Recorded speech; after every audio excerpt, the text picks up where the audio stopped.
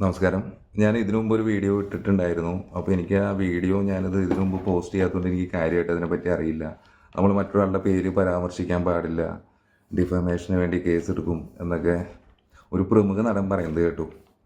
അപ്പോൾ എനിക്കും പേടിയായി, എന്താ ചെയ്യുന്നതെന്ന് അറിയില്ലല്ലോ. പണവും സ്വാധീനവും ഉണ്ടെങ്കിൽ നമുക്ക് ഈ നാട്ടിൽ എന്തും ചെയ്യാമെന്ന് കുറേ പേര് തെളിയിച്ചുകൊണ്ടിരിക്കുകയാണ്. അപ്പോൾ ഞാൻ പറഞ്ഞില്ല, ഞാനിതിപ്പോൾ കുറേ പോയിൻറ്റ്സൊക്കെ ഞാൻ നോക്കി വെച്ചിട്ടാണ്. കാരണം നമ്മളിതിലൊരു ഒരാളെ നമ്മൾ ഇകഴ്ത്തി കാണിക്കരുത്. പക്ഷേ അതേസമയം എനിക്ക് പറയാനുള്ള സത്യങ്ങൾ പറയാൻ വേണം. കാരണം ഞാനങ്ങനെ ഭയപ്പെട്ടിരുന്നിട്ട് കാര്യമില്ല. കാരണം ഞാൻ ഈ പ്രമുഖ നടൻ, നമുക്ക് അയാൾ എന്താ വിളിക്കും ഇപ്പോൾ? അണ്ണ. ഈ അണ്ണൻ പണ്ട് ഇദ്ദേഹം ഒരു തട്ടിപ്പാണോ ഒരു ഫ്രോഡാണോ എന്നൊക്കെ ഉള്ളതിന് ഉത്തമ ഉദാഹരണങ്ങൾ നമ്മുടെ യൂട്യൂബിൽ സെർച്ച് ചെയ്താൽ അറിയാം. ഇദ്ദേഹത്തിന് ഒരു ഡോക്ടർ പദവി കിട്ടിയിരുന്നു. അത് വലിയ ആഘോഷമായിട്ട് പറഞ്ഞിരുന്നു. ഒരു പ്രസ് മീറ്റിലൊക്കെ പറഞ്ഞിട്ടുണ്ട്. അതിൻ്റെ യൂട്യൂബിൽ വീഡിയോസൊക്കെ കിടക്കുന്നുണ്ട്. അതിനുശേഷം അത് കാശ് കൊടുത്ത് വാങ്ങിയതാന്ന് തെളിഞ്ഞു. ഞാൻ അതിനുശേഷം കഴിഞ്ഞ ആഴ്ചയിലെന്തോ ഞാനൊരു വീഡിയോ കണ്ടപ്പോൾ ഒരു ലേഡിയുടെ ഏതൊരു വീഡിയോ ആണ്, അതിൽ പറയുന്നുണ്ട് സിനിമ ആക്ടേഴ്സിനാണെങ്കിൽ ഫ്രീ ആയിട്ട് കിട്ടും ഈ ഡോക്ടറേറ്റ്. ഇവിടെ ഷാറുഖ് ഖാന് കിട്ടിയ പോലത്തെ പരിപാടി ഫ്രീ ആയിട്ട് കിട്ടുന്നു. ഷാറുഖ് ഖാന് കിട്ടിയത് എന്തോ നല്ല സംഭവമാണ്. ഇദ്ദേഹത്തിന് നമ്മൾ സാധാരണക്കാരൊക്കെ പോയി ചോദിച്ച് ഒരു അവാർഡ് തരൂ എന്ന് ചോദിക്കുകയാണെങ്കിൽ നമുക്ക് കിട്ടുന്നത് 40,000 കൊടുക്കേണ്ടി വരും കേട്ടോ. ഇതിന് 40,000. ഓക്കെ, 40,000. അപ്പോൾ ഡോക്ടർ പദവി കഴിഞ്ഞു. പിന്നെ ഇദ്ദേഹം എന്നെ ഈ പ്രമുഖ ആക്ടർ, ഞാൻ ഇത്രയും കാര്യങ്ങൾ വെളിപ്പെടുത്തലൊക്കെ പറയുമ്പോൾ എന്നെ അറിയില്ല എന്ന് പറയുമെന്ന് എനിക്കറിയില്ല. അപ്പോൾ നിങ്ങളെന്ത് ചെയ്യേണ്ടതെന്ന് വെച്ച് കഴിഞ്ഞാൽ, പണ്ടത്തെ ഈ ആക്ടറിൻ്റെ കുറേ ബർത്ത്ഡേ വീഡിയോസൊക്കെ ഉണ്ട്. അതിൽ നോക്കിയാൽ നിങ്ങൾക്ക് എന്നെ കാണാൻ പറ്റും. പിന്നെ ഈ ആക്ടർ ഒരു സർജറി ഇതായിട്ട് അമൃതയിൽ അഡ്മിറ്റ് ആയിരുന്നു. ആ സമയത്തൊക്കെ അദ്ദേഹത്തിൻ്റെ കൂടെ ഞാൻ നിന്നിരുന്നത്. അപ്പോൾ അതിൽ മീഡിയക്കാരൊക്കെ അറിഞ്ഞ സമയത്ത് സ്റ്റാർട്ടിങ്ങിൽ ഒരു ഇൻ്റർവ്യൂവിലൊക്കെ എൻ്റെ ഫേസ് വന്നിട്ടുണ്ടെന്ന് തോന്നുന്നു. ഞാനും പറയുന്നുണ്ട് ആൾക്ക് കുഴപ്പമൊന്നുമില്ല, ഓക്കെ ആണെന്ന് പറയുന്നുണ്ട്. പിന്നെ ആ സമയത്ത് ഒരു കോമഡി എന്ന് പറയുന്നത് നമ്മുടെ ആറാട്ടണ്ണൻ അറിയാലോ. അദ്ദേഹം ഇവിടെ ഈ നടൻ്റെ അടുത്ത് വന്നിട്ട് എന്നെ പരിചയമുണ്ട്, ഞാനവിടെ ഉള്ളതാണല്ലോ. ഇപ്പോഴും ഇദ്ദേഹത്തിന് വാതിൽ തുറന്നു കൊടുക്കുന്നത്, ഈ പറഞ്ഞ ബിഹൈൻഡ് വുഡ്സിനും ഈ പറഞ്ഞ ആൾക്കാർക്ക് വാതിൽ തുറന്നു കൊടുക്കുന്നത് ഞാനാണ്. അപ്പോൾ അങ്ങനെ എനിക്ക് ആറാട്ടണ്ണനെ അറിയാം. ആ ആറാട്ടണ്ണൻ്റെ വാക്ക് കാരണം ഈ പറഞ്ഞ ആക്ടർ തന്നെ ഒരു വട്ടം എന്താ പറയുക, അദ്ദേഹം ഒരു മെൻ്റൽ പേഷ്യൻ്റാണ്, അല്ലെങ്കിൽ അദ്ദേഹത്തിന് അസുഖങ്ങളുള്ള ഒരാളാണെന്ന് പ്രൂവ് ചെയ്യിപ്പിച്ചിട്ടുണ്ട് വൺസ്. ഈ തോക്ക് കേസിലൊക്കെ ഉണ്ട് കേട്ടോ അദ്ദേഹം. അപ്പോൾ അങ്ങനെ പ്രൂവ് ചെയ്തുകൊണ്ട് ഈ ആറാട്ടണ്ണൻ എന്നെ ഈ വിവരം അറിഞ്ഞു, ഈ ആക്ടറിൻ്റെ കാര്യം അറിഞ്ഞിട്ട് ആറാട്ടണ്ണൻ എന്നെ വിളിക്കുന്നത് അല്ല, ഞാനാണ് അങ്ങോട്ട് വിളിക്കുന്നത്. ഞാൻ വീഡിയോയിൽ അപ്പോൾ നമ്മൾ റീസെൻ്റായിട്ട് നമ്മൾ നോക്കുകയാണ് എന്താണ് ഈ ആക്ടറിൻ്റെ ഗതി, എന്താണ് സോഷ്യൽ മീഡിയ പറയുന്നത് നമ്മൾ നോക്കിയപ്പോൾ ആറാട്ടൻ്റെ ഒരു ബൈറ്റ്. ഇദ്ദേഹം ഞാൻ അവിടെ ചെല്ലുമ്പോൾ എപ്പോഴും കുടിയാണ്, അവിടെ ഒരാളല്ല പല ആൾക്കാർ കാണാറുണ്ട് എന്ന് പറയുന്നു. ആറാട്ടണ്ണൻ ചിലപ്പോൾ എന്നെ കണ്ടറിയായിരിക്കും. അപ്പോൾ ഇത് കണ്ടിട്ട് ഞാൻ ആറാട്ടണ്ണനെ തിരിച്ചു വിളിച്ചു. എന്നിട്ട് ഞാൻ പറഞ്ഞു, എന്താണോ താൻ അങ്ങനെ കാണിച്ചത്, താൻ നമ്മുടെ കൂടെയൊക്കെ ഇരുന്ന് മദ്യപിക്കുക. അയാൾ മദ്യപിച്ചിട്ടില്ല കേട്ടോ, അദ്ദേഹം നമ്മുടെ അടുത്ത് വന്ന് നിങ്ങളെ വിശ്വസിച്ചല്ലേ നമ്മൾ റൂമിൽ കയറ്റിയത്, വീട്ടിലോട്ട് കയറ്റി. തന്നിട്ട് താൻ അങ്ങനെയൊക്കെ പറയാൻ പാടുണ്ടോ? ഒരാൾ അങ്ങനെ ഒരു രോഗാവസ്ഥയിൽ കിടക്കുമ്പോൾ അദ്ദേഹം ഭയങ്കര കുടിയായിരുന്നു എന്ന് പറയാൻ പാടുണ്ടോ എന്ന് വെച്ചപ്പോൾ ആറാട്ടണ്ണൻ എന്നോട് പറയാ, അന്ന് ഞാനത് മാറ്റി പറയട്ടെ എന്ന്. അപ്പം അത്തരത്തിലുള്ള ഒരാളെ പറ്റി നമ്മൾ എന്താ പറയുക, അത് വിട്ടേക്ക് കേട്ടോ. അടുത്ത കേസ് പറയാം. പിന്നെ ഈ നമ്മൾ പണ്ട് ഒരു പുരാവസ്തു തട്ടിപ്പിൻ്റെ ഒരാളുടെ കാര്യമുണ്ട്. അദ്ദേഹത്തിൻ്റെ കൈവശം ഉണ്ടായിരുന്ന കുറേ അധികം സാധനങ്ങൾ ഇദ്ദേഹത്തിൻ്റെ അവിടെ ഞാൻ കണ്ടിട്ടുണ്ട്. എൻ്റെ സഹോദരി എലിസബത്തും അത് കണ്ടിട്ടുണ്ടാകും എന്ന് ഞാൻ വിശ്വസിക്കുന്നു. അതിനു മുമ്പ് ഞാനൊരു സഹോദരിയായിട്ട് കണ്ടിട്ടുള്ള അമൃതയും അത് കണ്ടിട്ടുണ്ടോ എനിക്കറിയില്ല. ഓക്കെ, അവർ കണ്ടിട്ടുണ്ടോ എന്നെനിക്കറിയില്ല. പിന്നെ ഞാൻ നേരത്തെ വീഡിയോയിൽ പറഞ്ഞിരുന്നു, കൊല്ലത്തൊരു പ്രോഗ്രാമിന് വേണ്ടിയിട്ട് അമൃത ഹോസ്പിറ്റലിൽ നിന്ന് ഡിസ്ചാർജ് ആയിട്ട് ഞാൻ ഇദ്ദേഹത്തിൻ്റെ കൂടെ പോയി. അപ്പോൾ ആ സമയത്ത് അവിടെ ബഹുമാനപ്പെട്ട MLA ആരിഫ് അവരെ അവിടെ ഇദ്ദേഹത്തിന് വേണ്ടി പോസ്റ്റ് ആക്കിയിരിക്കുക. അദ്ദേഹത്തിന് വരെ പോസ്റ്റ് ആക്കാൻ ആൾ. അപ്പോൾ ഞാൻ പറഞ്ഞു, എല്ലാവരും അവിടെ വെയിറ്റിംഗ് ആണ്, നമുക്ക് പോവാം എന്ന് പറയുമ്പോൾ, പതിയെ ചെന്നാലേ വെയിറ്റ് ഉണ്ടാകുള്ളൂ, അവൻ വേണമെങ്കിൽ അവിടെ ഇതാവട്ടെ എന്നാണ് ഈ പറഞ്ഞൊരു സുപ്രധാന താരം. ഇദ്ദേഹം ഒരു കംപ്ലീറ്റ് ആക്ടറാണ് കേട്ടോ. നമ്മുടെ ലാലേട്ടൻ്റെ പോലത്തെ ആക്ടറല്ല ഇദ്ദേഹം, തിരശ്ശീലയിലല്ല ലൈഫിലാണ് ആക്ടർ. ഓക്കെ, ഞാൻ പറയാനുള്ളത് ഞാൻ നോട്ട് ചെയ്ത് വെച്ചേക്കാം. ഞാൻ എന്തുകൊണ്ടാണ് ഇപ്പോൾ ഇത് പറയുന്നതെന്ന് വെച്ച് കഴിഞ്ഞാൽ, ഏതൊരാൾക്കും അമർഷം തോന്നും. കാരണം സ്ത്രീ നിയമത്തെ പറ്റി, സ്ത്രീകൾക്കുള്ള സുരക്ഷയും നിയമത്തെയും പറ്റി വളരെയധികം സംസാരിച്ചുകൊണ്ട് നടക്കുന്ന ഒരു നാടാണ് കേരളം, ഈ സമൂഹം. എന്നിട്ട് ഇവിടെ ചിലപ്പോൾ എന്താ നമ്മളൊരു കീഴ്വായു എന്ന് പറഞ്ഞാൽ ചിലപ്പോൾ നമ്മളെ അറസ്റ്റ് ചെയ്ത് റിമാൻഡ് ചെയ്ത് എന്തൊക്കെ ചെയ്യുന്നത് നമുക്കറിയാൻ പറ്റില്ല. അതായിരിക്കും നാളത്തെ ഇവിടെ മാപ്രകളുടെ പ്രധാനമായിട്ടുള്ളൊരു കാര്യം. ഞാൻ മാപ്രകളെ കുറ്റം പറയുന്നതല്ല. എന്തുകൊണ്ടാണെന്ന് അറിയോ, ഇത്രയും ദിവസം കഴിഞ്ഞ ഞാൻ മാർച്ചോടെയാണ് എൻ്റെ സഹോദരി എലിസബത്തിൻ്റെ വീഡിയോ ഞാൻ കണ്ടുകൊണ്ടിരിക്കുന്നത്. അതുവരെ കണ്ടു കഴിഞ്ഞിട്ട് ഒന്നോ രണ്ടോ മൂപ്പൻ വ്ളോഗ്സ്, അതേപോലെ അനന്തു, അദ്ദേഹത്തിൻ്റെ പേരൊക്കെ ഒരു സുപ്രധാന നടൻ എടുത്തു പറഞ്ഞിട്ടുണ്ട്, ഡിഫമേഷൻ കേസ് വരുമെന്ന് പറഞ്ഞിട്ട്.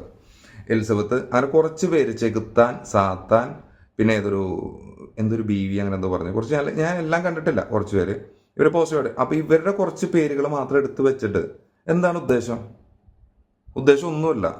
ചാനൽ കൂട്ടിക്കുക, അല്ലെങ്കിൽ അവർക്കെതിരെ പറയുന്ന ആളുകളുടെ വാ പൊത്തുക, ഇത് മാത്രമേ ഉള്ളൂ. ഇത് കണ്ടിട്ട് ഈ മാധ്യമ പ്രവർത്തകർ, ഞാൻ ആലോചിക്കുക, ഒരു കമ്മീഷണർ ഓഫീസിന്റെ പുറത്തോട്ട് വന്നിട്ട് അതിന് പുറത്ത് നിന്ന് ഓപ്പണായിട്ട് പറയാണ് തല്ലും പില്ലും എന്തൊക്കെ ചെയ്യുന്നത്. അദ്ദേഹം ഒരു വാക്ക് പറഞ്ഞിട്ട് ഇടയ്ക്ക് വെച്ച് നിർത്തുന്നുണ്ട് പല സ്ഥലത്തും. ഒരു പക്ക ഡ്രാമ. ഈ സുപ്രധാന നടൻ പണ്ടൊരു പടം ചെയ്തിട്ടുണ്ട്, അത് ഫ്ലോപ്പായിരുന്നു. അതേപോലെ തന്നെയായിരുന്നു ഡ്രാമ പൊട്ടിപ്പോയി എന്നാണ്. ഇതൊക്കെ കണ്ടു കഴിഞ്ഞിട്ട് എങ്ങനെയാണ് മിണ്ടാതിരിക്കുന്നത്? ഞാൻ ഇദ്ദേഹത്തിന് പൈസ വാങ്ങാനും ഇതിന് വേണ്ടിയിട്ട് നല്ല തന്നെ എനിക്കൊരു പ്രോജക്റ്റ് ചെയ്യണമെന്നുണ്ടായിരുന്നു. പിന്നെ ഇത്തരത്തിൽ വാക്കിന് നെറിവോ കാര്യങ്ങളോ ഒന്നും ഇല്ലാത്തൊരു വ്യക്തിയുടെ കൂടെ നിന്ന് പടം ചെയ്താൽ അത് അവിടെ എത്തും എന്ന് എനിക്ക് നന്നായിട്ട് അറിയാവുന്നതുകൊണ്ടാണ് ഞാൻ ഇതിൽ നിന്ന്. പിന്നെ ഇദ്ദേഹത്തിൻ്റെ ബാക്കിയുള്ള എല്ലാ കാര്യങ്ങളും കേട്ടപ്പോൾ എനിക്ക് അത്ര ഒരു പ്രോജക്റ്റിൽ അദ്ദേഹത്തിൻ്റെ കൂടെ പങ്കെടുക്കണം തോന്നിയില്ല. ഈ പറഞ്ഞ സുപ്രധാന നടൻ എന്നാണോ റൂമിലേക്ക് ഷിഫ്റ്റ് ആവുന്നത്, ആ ദിവസം എൻ്റെ സഹോദരി എലിസബത്തിൻ്റെ അതുവരെയുള്ള കണക്കും കാര്യങ്ങളും എല്ലാം തന്നെ കൊടുത്തിട്ടാണ് ഞാൻ അവിടെ നിന്ന് പോകുന്നത്. ആ പോകുന്ന സമയത്ത് ഞാൻ ഒരു വാക്കും പറഞ്ഞു, മോളെ ഇവിടെ നിന്ന് പണി കിട്ടും, 8ന്റെ പണി വരുന്നു. അന്ന് അവർ കേട്ടില്ല, അവരെ ചിലപ്പോൾ ബുദ്ധിശൂന്യതയായിരിക്കാം. കിട്ടുമ്പോൾ അവർക്കിപ്പോൾ മനസ്സിലായിട്ടുണ്ടാവും എന്ന് ഞാൻ കരുതുന്നു. ഓക്കെ. ഈ സുപ്രധാന നടൻ പറഞ്ഞത്, എൻ്റെ സഹോദരി ഇനെ അവിടെ കാണണ്ടായപ്പോൾ എവിടെ പോയി എന്ന് ചോദിച്ചപ്പോൾ പറഞ്ഞത്, അവിടെ എന്നെ പാറ്റേജ് 25 ലക്ഷം കണ്ടാവില്ല പോയിട്ടാ എന്നാണ് പറഞ്ഞത്. ഞാനിപ്പോൾ ഇങ്ങനെ പല ആൾക്കാരുടെ ശബ്ദമൊക്കെ എടുക്കട്ടെ, അത് ക്ലിയർ ആവുന്നുണ്ടോന്ന് അറിയില്ല. ഭയങ്കര ബുദ്ധിമുട്ടാണ് ഈ നാട്ടിലിപ്പോൾ. സംസാരിക്കാൻ പറ്റില്ല, ഒരു കാര്യം സംസാരിക്കാൻ പറ്റില്ല. സത്യം കണ്ടാലൊന്നും വിളിച്ചു പറയാൻ പറ്റാത്തൊരു നാടായി മാറി തുടങ്ങിയിട്ടുണ്ട്. കാരണം ഇവിടെ എല്ലാവരും ഇല്ല, പണത്തിനാണ് ഇവിടെ വില എന്നെനിക്ക് തോന്നിയിട്ടുണ്ട്. ഇപ്പം ഞാനീ പറഞ്ഞില്ലേ, ഞാനീ പറയുന്ന ഈ യൂട്യൂബ് ചാനൽ വരെ നാളെ ഉണ്ടാവുമെന്ന് അറിയില്ല. ഈ കാണുന്ന നിങ്ങളോട് ഒന്നേ പറയാനുള്ളൂ, നിങ്ങൾക്ക് എത്ര സ്ഥലത്തേക്ക് ഇത് ഷെയർ ചെയ്യാൻ പറ്റുമോ ഒരുപാട് പേര് ഷെയർ ചെയ്തിട്ടുണ്ട്. മൂപ്പൻ ബ്ലോഗ്സും ഒരുപാട്, ഞാൻ കുറേ വീഡിയോസ് ഞാൻ കണ്ടിട്ടുണ്ട്. സീക്രട്ട് ഏജന്റ് സമ്മതിച്ചിട്ടുണ്ട്. ഞാൻ സീക്രട്ട് ഏജന്റിന്റെ പേര് കഴിഞ്ഞ വീഡിയോയിൽ പറഞ്ഞു, അദ്ദേഹത്തിന്റെ വീഡിയോയിൽ പറഞ്ഞിട്ടുണ്ട്, അദ്ദേഹം തോക്ക് കണ്ടിട്ടുണ്ട്. തോക്കാണ്, ഓലപ്പടക്കല്ല, തോക്ക്. ഒരാളെ കളിത്തോക്ക് കൊണ്ട് പോലും ചൂണ്ടുന്നത് തെറ്റായിട്ടുള്ള നാട്ടില് തോക്ക്. പണം മതിന്ന്, പവർ മതിന്ന്. അല്ലെങ്കിൽ കുറെ പിന്നെന്താ, പിന്നെ കുറെ ആൾക്കാരുണ്ട് യൂട്യൂബ്. എനിക്കറിയില്ല, എലിസബത്ത് ഇവിടെ ഇത്രയും നേരം തൊള്ള തുറന്നിട്ടും ഇത് കരഞ്ഞിട്ടും വിലപിച്ചിട്ടും ഒന്നും കിട്ടാത്തൊരു നീതി എങ്ങനെയാണ് കമ്മീഷണർ ഓഫീസിന്റെ മുമ്പിൽ കറക്റ്റ് അദ്ദേഹം കംപ്ലൈന്റ് കൊടുത്തു വരുമ്പോൾ? എനിക്കറിയില്ല ഇതെങ്ങനെയാണ് ഇത് സംഭവിക്കുന്നത്. ഇതൊക്കെ പ്ലാൻഡ് ആയിട്ടുള്ള ഒരു കാര്യം. അതിന്റെ മുമ്പിൽ നിന്ന് വെല്ലുവിളിക്കുകയാണ് നിയമത്തിനെ. എടി പോടി എന്നൊക്കെ വിളിക്കുകയാണെങ്കിൽ ഞാൻ അങ്ങനെ ചെയ്യും ഇങ്ങനെ ചെയ്യും എന്നൊക്കെ പറയുന്നത്. എന്താണല്ലേ നാട്? ഇതൊക്കെ കണ്ടിട്ടാണ് ഞാൻ പ്രതികരിക്കുന്നത്. പിന്നെ ഞാൻ അവിടുന്ന് ഇത് കഴിഞ്ഞ് ഇദ്ദേഹത്തിൻ്റെ അടുത്ത് നിന്ന് ഈ കണക്കും കേസും കാര്യങ്ങളെല്ലാം കൊടുത്ത് എലിസബത്തിന് കൊടുത്തിട്ട് ഞാൻ തിരിച്ചു പോന്നപ്പോൾ എനിക്കെതിരെ പറഞ്ഞത് എന്താണെന്നറിയോ? ഞാൻ പീഡകനാണ്, എനിക്ക് പെണ്ണ് കൂട്ടി കൊടുക്കലാണ് പരിപാടി. ഞാൻ അദ്ദേഹത്തിൻ്റെ കുറേ കാശ് തട്ടിച്ചുകൊണ്ട് പോയിന്ന്. ഡോണറിൻ്റെ കേസിൽ ഇദ്ദേഹത്തിൻ്റെ കയ്യിൽ നിന്ന് 1 രൂപ പോണെങ്കിൽ ചില വാക്കുകളൊന്നും ഇവിടെ ഉപയോഗിക്കാൻ പറ്റില്ല. എനിക്ക് അദ്ദേഹത്തിൻ്റെ കാശ് കണ്ടിട്ടല്ല ഞാൻ നോക്കിയത്. ആ സുപ്രധാന നടൻ, എ കംപ്ലീറ്റ് ആക്ടർ, അതിൽ നിന്ന് എന്തെങ്കിലും കിട്ടുമോ? എനിക്ക് ഏതെങ്കിലും ഒരു പടം ചെയ്താൽ മതി, എന്തെങ്കിലും ചെയ്ത് ഞാൻ എന്താണെന്ന് പ്രൂവ് ചെയ്യാൻ എനിക്കറിയാം. ആ രീതിയിലാണ് ഞാൻ മാത്രം ഉദ്ദേശിച്ചാണ് ഞാൻ അദ്ദേഹത്തിലോട്ട് എത്തുന്നത്. അപ്പോൾ ഇതേപോലത്തെ ഒരു നാട്ടിൽ എന്താണ് പറയുന്നത്? എലിസബത്ത് ഇവിടെ ഇരുന്ന് കരഞ്ഞിട്ട് ഒരാൾ പോലും ഒരു കാര്യത്തിനോ സ്വമേധയാ കേസെടുക്കാവുന്ന എത്രയോ വകുപ്പുകളുണ്ട്. ഒരു സ്ത്രീ എന്നെ പീഡിപ്പിച്ചു അല്ലെങ്കിൽ റേപ്പ് എന്നുള്ള വാക്കൊന്നും പറയാൻ പാടില്ല. അങ്ങനെ അത്തരം കാര്യങ്ങളൊക്കെ ഒരു സ്ത്രീയെ ഇരുന്ന് പറയാണ്, ലൈവായിട്ട് പറയാണ് അവർ. ഇങ്ങനെയൊക്കെ ഞാൻ അനുഭവിച്ചു എന്ന് പറഞ്ഞാൽ എവിടെ നീതി? ഇതാണോ കാവ്യനീതി? അല്ല. ഇതുകൊണ്ടൊക്കെ തന്നെയാണ് ഞാൻ പറയുന്നത്. പിന്നെ ഞാൻ കമൻസ് കുറച്ച് വായിച്ചിരുന്നു. അപ്പോൾ അതിൽ എന്തുകൊണ്ടാണ് പറയുന്നത് ഞാൻ വ്യക്തമായിട്ട് പറയുന്നു. ഇതെല്ലാം നിങ്ങൾ സേവ് ചെയ്ത് വെക്കണം. കാരണം എന്താണെന്ന് വെച്ച് കഴിഞ്ഞാൽ ആരെങ്കിലും ഒരാൾ, ഞാനിപ്പോൾ ഇത് എവിടെയെങ്കിലും പോയി പറഞ്ഞാൽ എനിക്കറിയില്ല അവിടെ എന്തൊക്കെ നടക്കും. ഒരു കോടതിയുടെ പേപ്പറിൽ വരെ, ഇപ്പോൾ നമ്മുടെ ഇന്നത്തെ കാലത്ത് നാട്ടിൽ പല നടക്കും. കോടതിയുടെ പേപ്പറിൽ വരെ പേപ്പർ മാറ്റാം, വ്യാജ സൈൻ ഇടാം, ഇത്തരം പരിപാടികൾ നടക്കുന്ന ഒരു നാട്ടിൽ ഞാനൊരു സ്റ്റേറ്റ്മെൻറ്റ് ഞാൻ കൊടുക്കുന്നത്? എനിക്ക് പേടിയാണ്. ഞാൻ പറയുന്ന സ്റ്റേറ്റ്മെൻറ്റ് തന്നെയാണോ ആ പേപ്പറിൽ വരാമെന്ന് എനിക്ക് ഉറപ്പില്ല. ഞാൻ പറയുന്ന ഒരു വാക്ക് മാറിക്കഴിഞ്ഞാൽ അതിൻ്റെ സംഭവം മാറും. ചിലപ്പോൾ ഞാൻ പ്രതിയാവും. അപ്പം ഇത്തരം ഒരു നാട്ടിൽ നമുക്കൊരു സുരക്ഷയില്ല. സ്ത്രീകൾക്ക് ഒട്ടുമില്ല എന്ന് ഞാൻ പറയുന്നു. ഇനിയിപ്പോൾ എൻ്റെ കാര്യം അറിയാം, ഞാനിപ്പോൾ ഞാൻ എത്ര നാളുണ്ടാവും, വണ്ടി ഇടിച്ചാണോ ചാവണേ എന്താണെന്ന് എനിക്കറിയില്ല കേട്ടോ. തോക്കുകൊണ്ടൊക്കെ വെടികൊണ്ട് ചാവുകയാണെങ്കിൽ പൊളിച്ച്. ഇന്ന് വരെ ഞാൻ ആദ്യമായിട്ട് തോക്ക് കാണുന്നത്. ഞാൻ തോക്കുകൊണ്ടാണ് ഞാൻ ചാവണമെങ്കിൽ ഒരു RIP ലിജേഷ് ബ്രോ എന്ന് പറഞ്ഞ് എല്ലാവരും അടിച്ചേക്കണം കേട്ടോ. ഈ ചിരിച്ചിരിക്കുന്ന ഈ ഫോട്ടോ വെച്ചാൽ മതി. അപ്പം ഞാൻ പറ്റിച്ചു പോയി. ഇങ്ങനെ ഇത്തരം കാര്യങ്ങളൊക്കെയാണ്. ഒരാൾക്കെതിരെ നമ്മൾ പ്രതികരിക്കാൻ നിന്ന് എന്താ ഉണ്ടാവുന്നത്? നമ്മളെ വ്യാജ കേസിൽ കൊടുക്കുക. ഈ ചെകുത്താന്ന് പറഞ്ഞ ആൾ പറഞ്ഞു, അജുന് എന്താണ് കുഴപ്പം? അദ്ദേഹത്തിനെ കണ്ടിട്ട് അയാളുടെ രൂപത്തിനെ വിലയിരുത്തിയിട്ട് അല്ലെങ്കിൽ അദ്ദേഹം പറയുന്ന വാക്കുകൾ വിലയിരുത്തിയിട്ടാണോ? അയാൾ പറയുന്നത് സത്യമല്ലേ? അതൊന്നും നോക്കാൻ ഇവിടെ ആരുമില്ല. നിങ്ങൾക്ക് ആർക്കെങ്കിലും പറ്റിയെങ്കിൽ നിങ്ങളൊരു പ്രസ് മീറ്റിലേക്ക് ഇത് പറയാൻ പറ്റുമെന്ന് എനിക്കറിയില്ല. എനിക്ക് എങ്ങനെ അവിടേക്ക് എത്തേണ്ടതെന്ന് എനിക്കറിയില്ല. ഞാൻ വിളിച്ച എത്ര മാധ്യമക്കാർ വരുമെന്ന് എനിക്കറിയില്ല. ഇനി ഈ മാധ്യമക്കാർ ഒരു പ്രസ് മീറ്റ് വെച്ചിട്ട് അവിടേക്ക് എനിക്ക് എത്താൻ പറ്റുമെന്ന് പോലും എനിക്കറിയില്ല. അഥവാ എത്തി ഞാനെല്ലാം പറഞ്ഞ് ഞാൻ തിരിച്ചു വരുമെന്ന് പോലും എനിക്കറിയില്ല. എനിക്ക് ഭീഷണിയുണ്ട്. ഞാനീ പറഞ്ഞ ഒരു സുപ്രധാന നടൻ്റെ ഞാൻ ഇതിനു മുമ്പ് ഒരൊറ്റ വീഡിയോ പറഞ്ഞിട്ടുണ്ട്. അപ്പോൾ എനിക്ക് അതിൻ്റെ ലീഗലായിട്ടുള്ള കാര്യങ്ങൾ എനിക്കറിയില്ലായിരുന്നു. പക്ഷേ ലീഗലായിട്ടുള്ള കാര്യങ്ങൾ അറിയില്ല എന്ന് വെച്ചിട്ട് എനിക്കത് റിയാക്ട് ചെയ്യാതിരിക്കാൻ പറ്റില്ല. ഞാൻ കണ്ടിട്ടുള്ള കാര്യമാണ്, ഞാൻ കണ്ട കാര്യങ്ങളാണ് ഞാൻ പറയുന്നത്. എൻ്റെ തെളിവ് എവിടെയെന്ന് വെച്ച് ഞാൻ ഫോട്ടോ ഒന്നും എടുത്ത് വെച്ചിട്ടില്ല. ഞാൻ കണ്ട കാര്യം ഇത് എവിടെയും പറയും. ഞാൻ ഏത് നിയമവ്യവസ്ഥയും മുമ്പിലും പറയാൻ ഞാൻ തയ്യാറാണ്. പോലീസിനോടാണെങ്കിലും ബഹുമാനപ്പെട്ട കോടതിയിലും എവിടെയും ഞാൻ പറയാൻ തയ്യാറാണ്.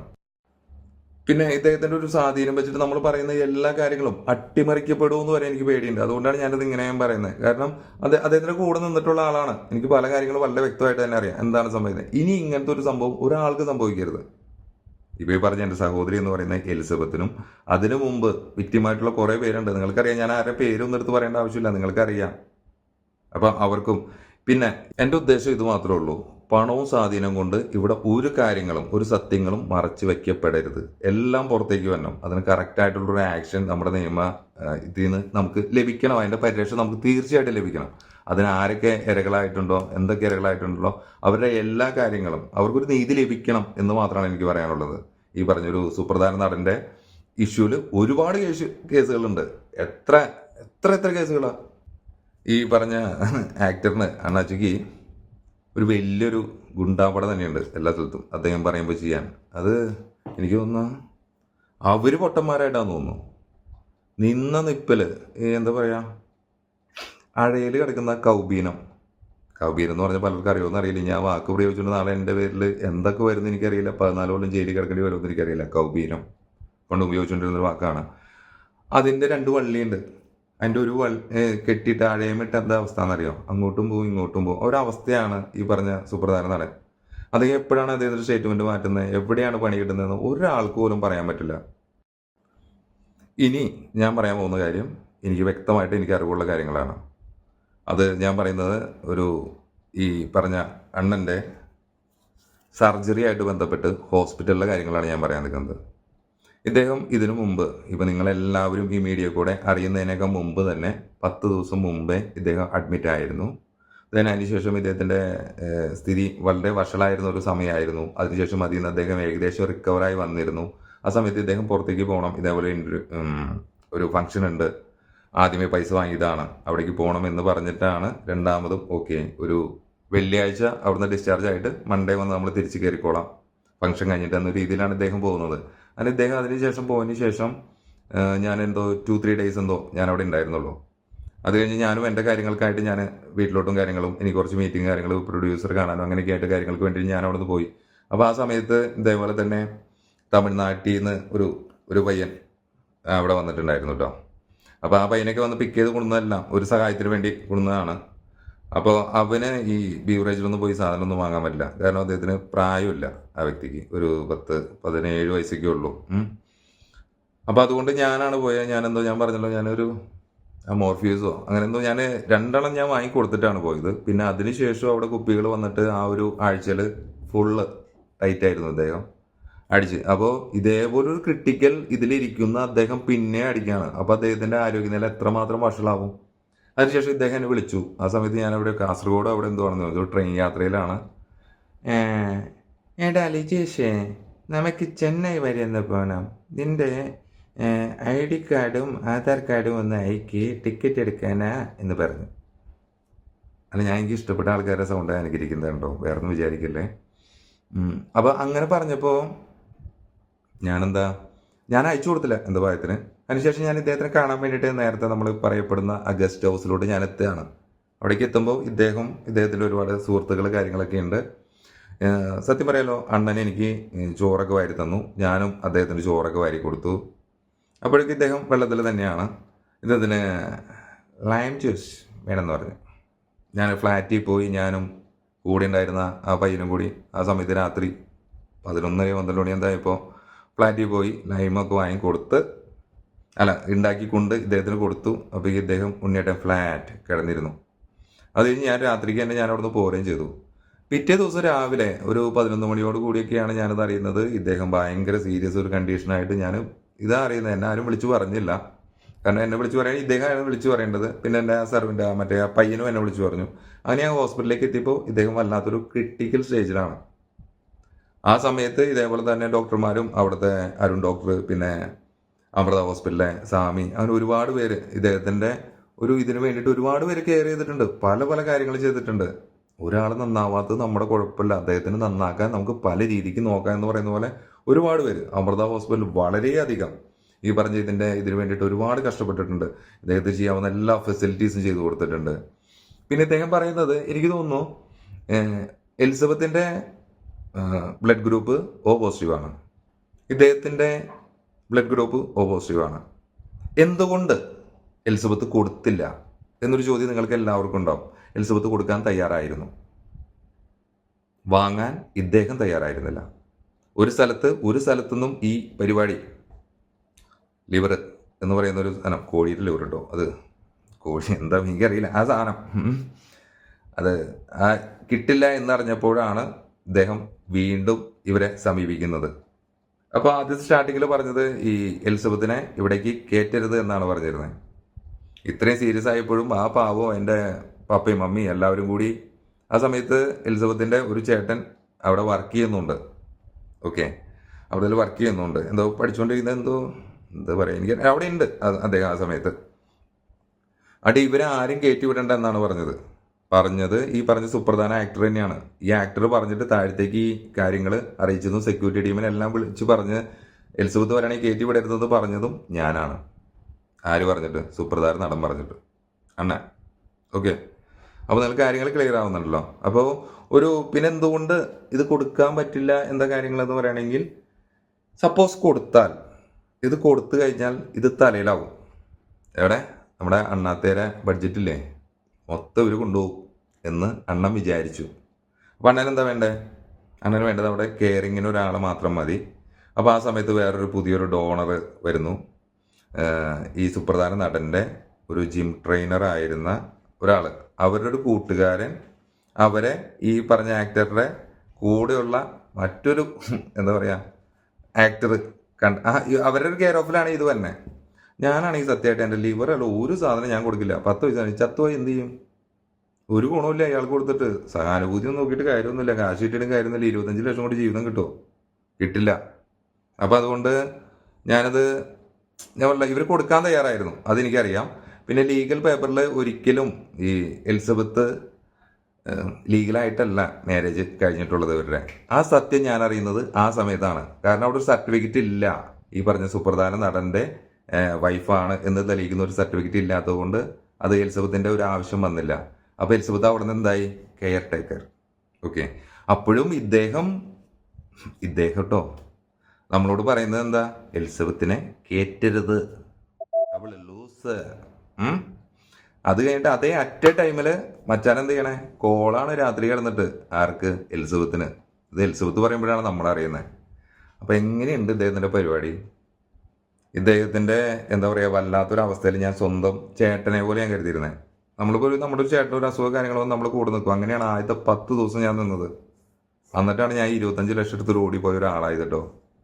അതിനുശേഷം ഇത് കേട്ടിട്ടും ഞാൻ എൻ്റെ ദുഃഖവെള്ളിയും ഈസ്റ്ററും പെസവ്യാഴവും കളഞ്ഞിട്ട് ഞാനും എൻ്റെ സഹോദരിയായ എലിസബത്തും പിന്നെ സുപ്രധാന കൂട്ടുകാരനായ വേറൊരു ആക്ടറും ഞങ്ങൾക്കൊന്നും അവിടെ നിൽക്കാൻ പ്രാന്തൊന്നുമില്ല, ഓളല്ല.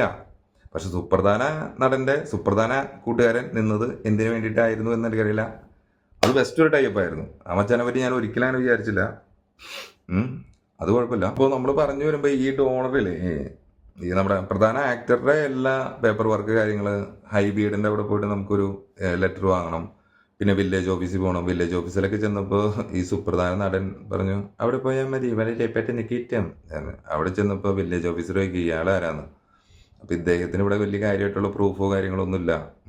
അപ്പം ഇതിന് കുറേ ലീഗൽ പ്രൊസീജിയർ കാര്യങ്ങളൊക്കെ ഉണ്ട്. അപ്പം അതിന് വേണ്ടിയിട്ട് പേപ്പർ വർക്കിന് വേണ്ടിയിട്ട് ഞാനും എൻ്റെ ഒരു സുഹൃത്തുമാണ്. അപ്പം ഞാൻ ഈ സുഹൃത്തുക്കളെ എന്ന് പറയുകയാണെങ്കിൽ 2-3 പേരുണ്ട് സിനിമയിൽ ഉൾപ്പെട്ടതും അല്ലാതെ. ഇവരൊക്കെ ഞാൻ പറയുന്നതിനെ അനുകൂലിച്ച് പറയുമെന്ന് എനിക്കറിയില്ല.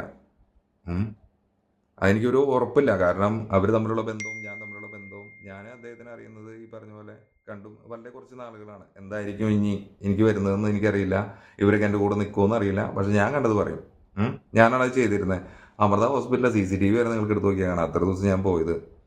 എത്ര